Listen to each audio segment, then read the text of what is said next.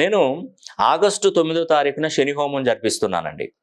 అంతకంటే ముందే నాకు మీ పేరు గోత్రనామాలు పంపిస్తే నేను కొన్ని ప్లేసెస్ తిరుగుతున్నాను. శని హోమాలు జరిపిస్తున్నాను, శని దేవాలయాలను సందర్శిస్తున్నాను, అతి శక్తివంతమైనటువంటి కంకణాన్ని మీకు అందజేస్తున్నాను.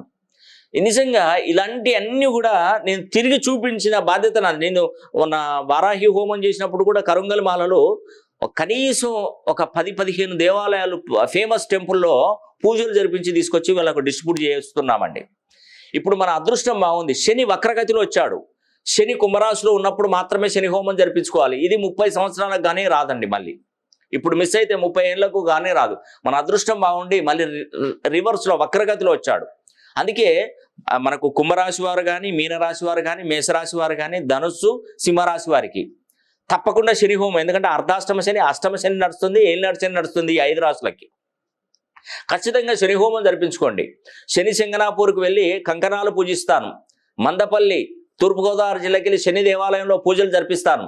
తిరునల్లార్ తమిళనాడుకు వెళ్తాను, గానగాపురం వెళ్తాను, కోకిలావందాన్ ఉత్తరప్రదేశ్కు వెళ్తాను.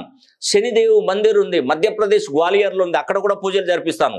తిరుకొలికాడ్ తమిళనాడు జిల్లాలో ఉంది, తమిళనాడు రాష్ట్రంలో ఉంది, అక్కడ కూడా వెళ్ళి పూజలు జరిపించి ఇవన్నీ పూజలు జరిపించిన తర్వాత 9వ తారీఖున శక్తివంతమైనటువంటి శని హోమం జరిపించి, అది కూడా చతుర్ముఖ దిగ్బంధనంతో నల్ల నువ్వులు, తెల్ల ఆవాలు ఒక వస్త్రంలో మూటగట్టి చతుర్ముఖ దిగ్బంధనం చేసి వాటిని ఈ శక్తివంతమైనటువంటి కంకణాలను పూజించి మీ పేరు గోత్రనామాల మీద శని హోమం జరిపించి ఆ వీడియో అనేది మీకు అందజేయడంతో పాటు ఈ శక్తివంతమైనటువంటి కంకణాన్ని మీకు అందజేస్తాం.